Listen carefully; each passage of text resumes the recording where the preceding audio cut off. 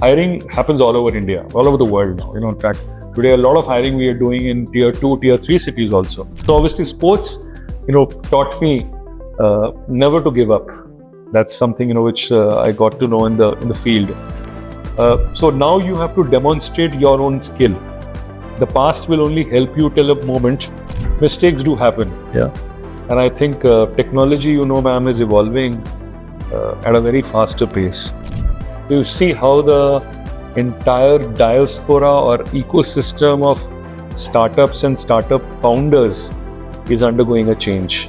A lot of ideas, this younger generation has, and as I said, accessibility to great infrastructure, great capital. If your idea is good, irrespective from whichever academic or professional pedigree you come from, it's there.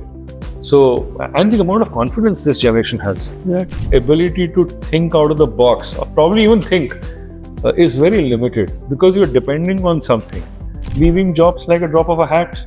But I always would advise them, ma'am, stability is very important in any company.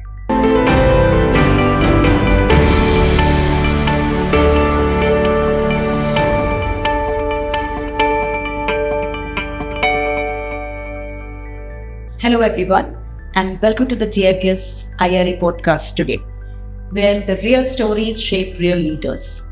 I am Professor Veena Raj, your host for the day. In this episode, we have Mr. Srimanto Bhattacharya, a veteran of the executive search industry with over 25 years of experience across India and Asia Pacific region. An alumnus of Delhi Public School and Hansraj College, Srimanto rose to the ranks of global giants like Ernst and Hewitt Associates before co-founding Spearhead InterSearch. Today, he leads APAC Business Development for Spearhead InterSearch Worldwide and was even recognized as the best global consultant in 2016. This conversation is about the evolution of leadership, the art of the executive search, and finding balance through a love for soccer and Arsenal. Sir, welcome to our show. Thank you very much, Professor. What a lovely introduction. I didn't even know so much about it. We have structured it in a very nice way. Yeah, I'll probably start from the last. Yes, being a sportsman, I do support Arsenal. It's a football club. But yes, I'll probably give you a little, an extension of what you said, because most of the people may not even understand what executive search is, specifically in the student community. Hiring is what we basically do. But when you talk about hiring, our focus or our forte is hiring only at the top and the senior management level. Because if any company is looking at hiring at a CEO level, independent directors on the board level, or we would call it these days a CXO-level, we do hiring only at that level. Me and 3 others, we co-founded this company way back in 2000 out of Delhi. To do, we were all, none of us were married, so obviously risk-taking ability were very high. And then I moved to Bangalore 25 years ago to set up this office in Bangalore. So today in India, 4 offices, Delhi, Bombay, Bangalore and Calcutta. Then what happened is we started the company as Spearhead. We merged our company with InterSearch. That's where the InterSearch name comes. And InterSearch is one of the top 10 executive search firms in the world. And as part of InterSearch, when you mentioned about APAC, it is Asia Pacific. So entire Asia Pacific region of InterSearch, wherever there is hiring happening, right from Australia to Japan and China, I take care of that hiring responsibility as well. So it's a very interesting thing. When I went through the LinkedIn profile, I found a very, very diverse background, a kind of archaeology, humanities to leadership hiring and things like that. And many a times, when the students come to us, probably they are also from different backgrounds. And very interesting. And then I was curious about, how this transition happened and how did you land up in a totally different area? Again, I also saw that, from you have also done your international business course from University. Right. So would you, want to talk about that? It's very interesting, because since childhood, I remember, my younger son is going through that phase in life when he's in class 10. And there is right side of the brain and there is left side of the brain. So one part of the brain is more quantitative, which is mathematics, physics, sciences driven. I was the other side, which is more artistic, more literature, history, political science, economics, geography. These were subjects which were much closer to me. That's the same thing with my younger son also. And my father came and told me one day, if you like it, because the whole, we have a herd mentality. 99% of the students will always do sciences and medicine. There's so much of but that's the way, I don't want to criticize, but that's the way it is structured. I was on the other side, so I said, okay, let me pursue something. Because my objective in life, ma'am, was to become an archaeologist. Because I loved the subject of history so much, and that's what I pursued. So background, I saw that. So 11th and 12th was humanities. Everybody told me, humanities, you must be really a weak student. Because typically, the way it's structured in our system is that nobody would say that you like the subject, that's why you're pursuing it. No, I loved the subject. And that's when, I went to Delhi University to pursue the same thing, which is history honors.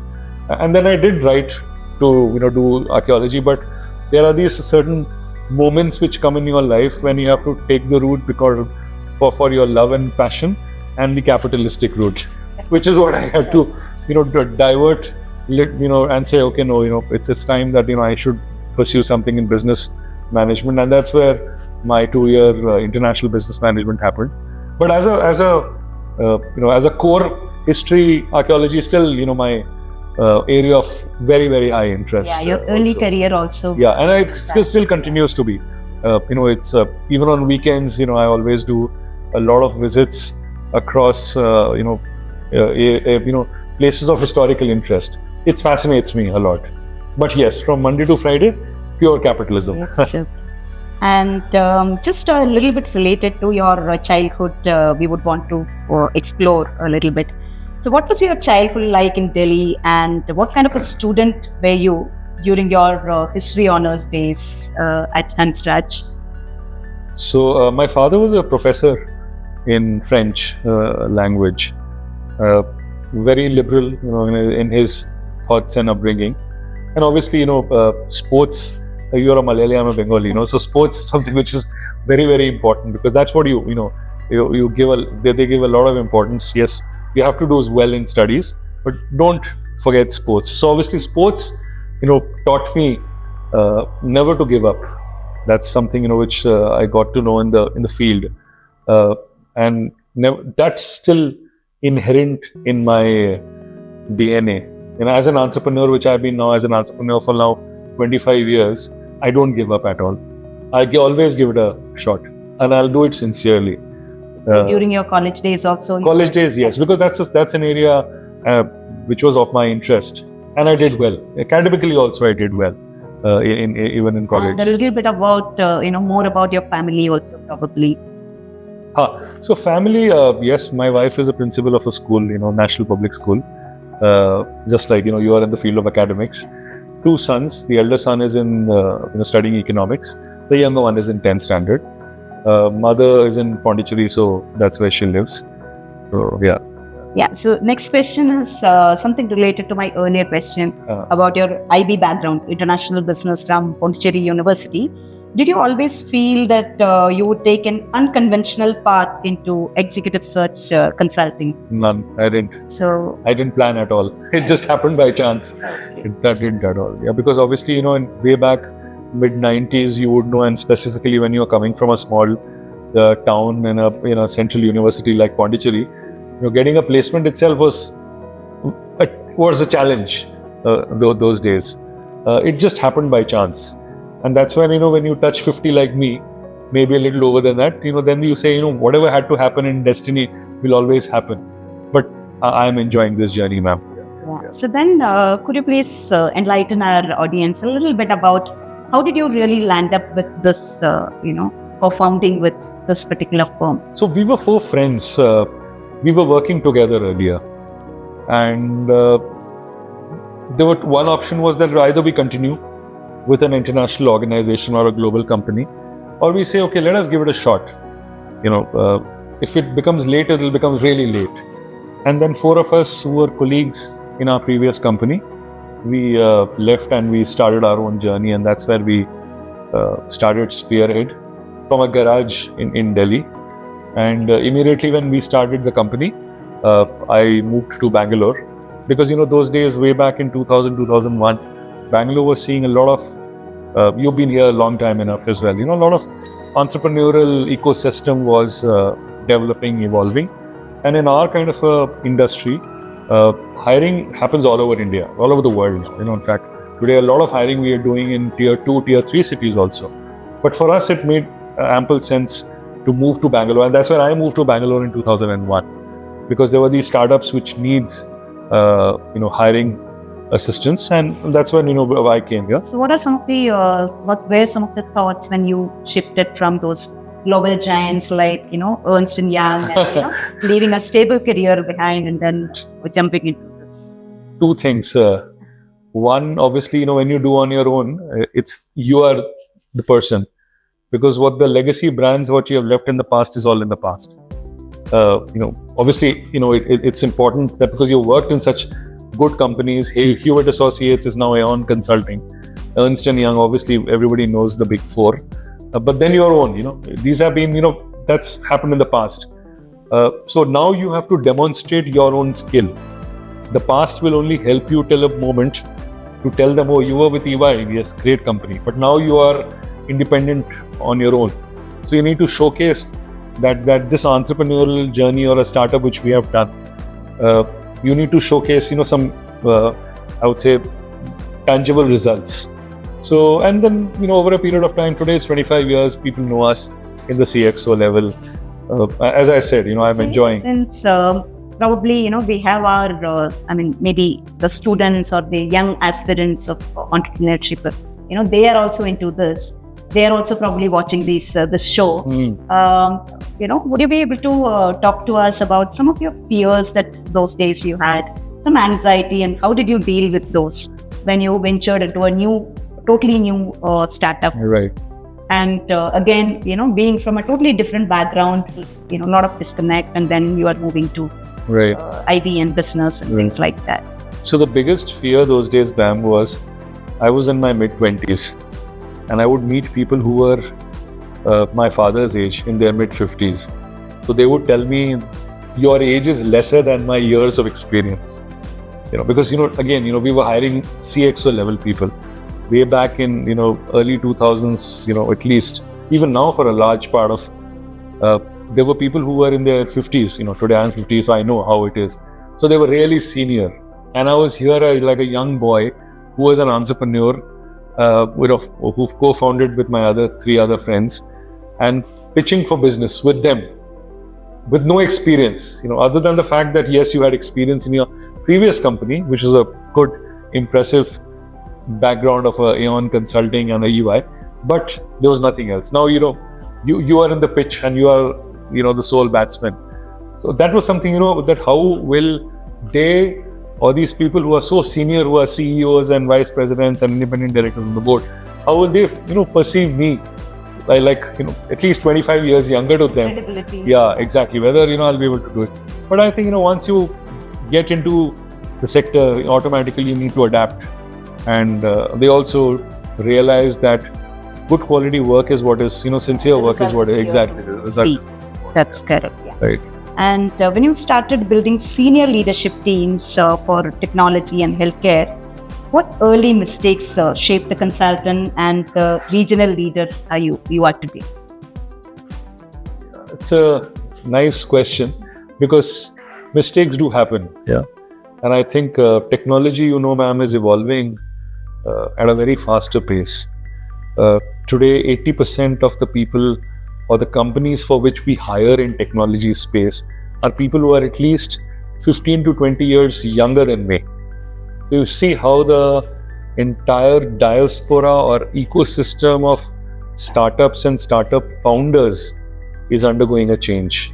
They're younger, they're hungrier, and there is no dearth of availability of capital. If you have a great idea, there are many, many players who will, fund your idea. And I think that there's a consistent growth. So what challenges were there? That today, irrespective of the years of experience, which I feel, but today the cultural aspect is a very important aspect. If it's a startup company, which we do a lot of work in the startup ecosystem. So that's very important, because once upon a time when we started our career, everybody said, 20 years experience, then that C tag will come, or a general manager or a vice president or a CXO tag will come, C-suite will come. Today it isn't. Today there are people whom we are hiring who are 28, 29. They are VP engineering, CTOs, chief architects, and it's fun. The amount of experience they have, it's not according to the age factor. They have their own sense of maturity, which I really like. They have their own sense of adventure spirit, which I like. So it's fun time. I'm extremely bullish, specifically for the next generation, specifically for business management students. From all your experience, now it's a silver jubilee. I think you've already completed. Yes, years with this. So do you think that what are the major differences that you feel between those generations that you were handling then and now?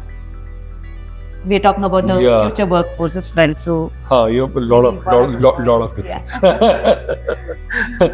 I think they want to do it faster. That's which is there. They're very focused because a lot of ideas this younger generation has, and as I said, accessibility to great infrastructure, great capital. If your idea is good, irrespective from whichever academic or professional pedigree you come from, it's there. So, and the amount of confidence this generation has. Yes. And availability to access information, data is like in your fingertips. This concept of gig economy and all those things, what kind of influence that has on this particular thing that we are discussing now? Like, of course, new generation is positive, open, and all those. But then, probably there is a lot of efforts going into when you're hiring a leader for a company, especially startups, something or the other. Those kind of companies. Big challenges also happen. Yeah, because earlier, we would find that one leader, or when you get into a particular position, you would stick to that organization for a longer period of time. Correct. Whereas now, probably there are a lot of things that we need to, reinvent to interest this kind of generation. Correct. Otherwise, I think if the work is not challenging, probably they don't. Yeah, I think they're just dropping off, leaving jobs like a drop of a hat.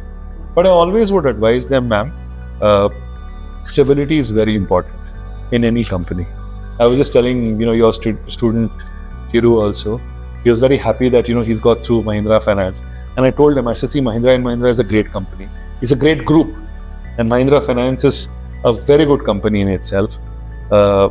He's got into sales. I said, please ensure that if anybody else pays you 10,000-20,000 rupees extra per month, don't move, because at the foundation level of your career, stability is very important.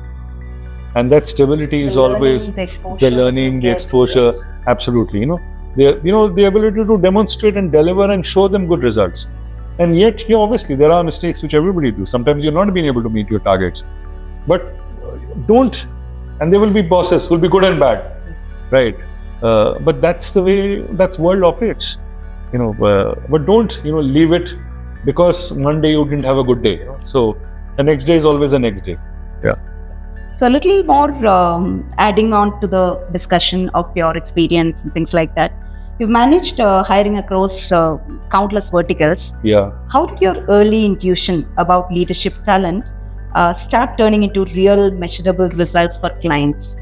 Because I think it's all about measurement. Yes. Yeah. It's a very structured approach, actually, ma'am. Just probably I'll give you an example. Right now. So right now we are helping a blockchain company to find a CEO. Not many people know about blockchain. Neither did I know about blockchain about a couple of months ago. So what we do is, we have a internal research team in our own company, and that research team's responsibility is to give us the entire data, information, presentation about what's blockchain, where all they are used. So it gives gives us an understanding about what's happening in this industry, right? And then they will also tell us which are the top 10 global or top 20 global companies in the field of blockchain. So what we because of the information which we have, which is provided by our in-house talent, we then reach out to other people in the similar industry. For instance, say here it's blockchain, And then we reach out to the leaders. And these are people, ma'am, who are good and not looking out for a change. And we are here hiring them for another company. So what we do is we, solicit their interest. I interview them. A lot of times on paper, they may really look good. But when it comes to any company for that matter, the cultural integration becomes very important.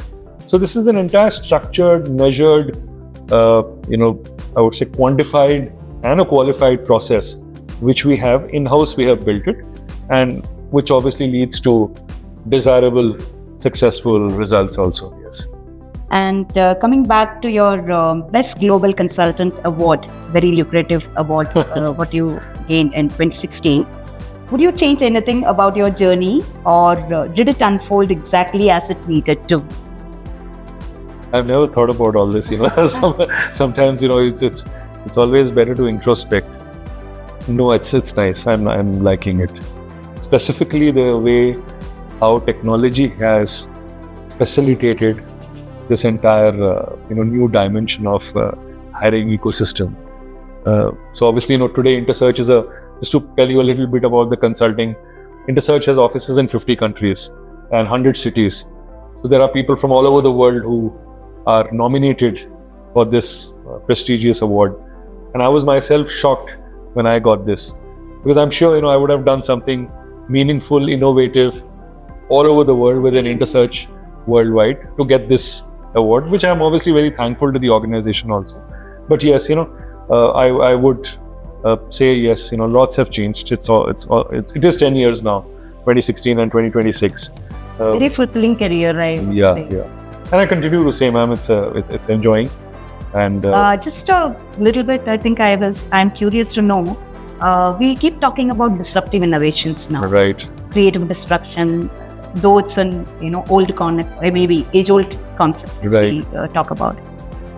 Today we literally see the change, that AI and probably generative AI and agentic AI that is bringing into our any ecosystem, especially right. business. Right. This is true for both the creators, the business people, as well as the consumers outside, or say every stakeholders, including student community, any community for that matter, so all the stakeholders. So looking back then as well as now, how has it influenced your area of work? A lot. What you would take a couple of days to get results is happening in minutes these days. So, but what we need to do is, because there are two areas to aspect. In hiring, there is the quantified thing, which is obviously data, which obviously AI helps a lot. Because earlier the days were like we would physically go through magazines, we would go to annual reports, see what is the profitability, total turnover, bottom line, top line. In a matter of seconds, you are able to extrapolate this data worldwide. The accessibilities. So that has become very, very useful for us, because that would take a lot of time for us to, get that data.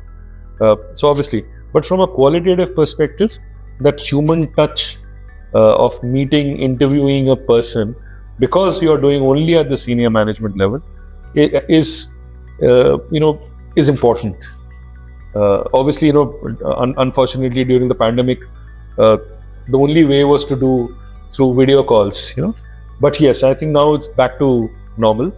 And that's a very important part of our process, to meet in person.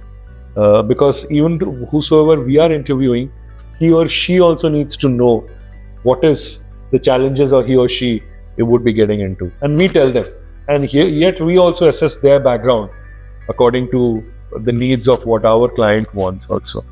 And personally also, what do you think is are the drawbacks of this, technology exclusion? No, I don't think so. There is a drawback. I think, it helps us to make us more productive. But I think overdependence would be probably a drawback. Yeah. Do you have the same problem with your employees as well? A lot, yes. They are into too much of... Yes, specifically people, we hire MBAs, both interns as well as for full time. And I think they are heavily dependent on this. Yeah. So what are some of the measures of, precaution that you take? The only ability is, I think, overdependence is not good. Because, then their ability to think out of the box, or probably even think, is very limited because you're depending on something. And whether that information, data, what you're getting through many sources is authenticated or not. Because everybody throws up very similar or slightly, different. So I would still say, ma'am, it's very early days to, really talk about it. But yes, it would eventually become a very, very important tool for us. But I guess, again, I'm reiterating, yes, overdependence is not good at all. Right. And finally, what one message would you leave for our students who are confused, scared, or standing at a similar career crossroads in today's job market? Very important part is when you're doing business management, knowledge is something which is very important. Never stop learning. The students have this accessibility of learning through this device. For us, during our times, we had to physically go to a library, pick up a book, read the case study, solve it. So this device gives you all kinds of information in your palm, right? Never stop learning. That's why I was always telling your student also, Chiru, even if you get into the job, learning is an ongoing thing. That is something which is very important. 2, communication. Because today, when you go and work in a company, there are people from all over. Like he said that our GIBS Business School has students from 28 states. I said, wow, it's like an India. It is India, I'm sure, I think we have today 30 states. That's it is brilliant. So when you communicate effectively, it's very important. It gives you a different amount of confidence to come and tell the employer. I come from an organization or an institution, I would rather say, which has students from 28 states. Maybe cultural adaptability is exactly. So you can work anywhere in that way. So, but yes, AI will always disrupt. It will open up new challenges also, but job markets will always be good. That's what my presentation will also talk about. What are the areas where the job markets are there, where we as, people can advise them, guide them, that these are, I would say sunshine sectors in India. And they should concentrate on that rather than the old school also. Ms. Bhattacharya, thank you so much for sharing your 25-year long journey from Delhi to global consulting.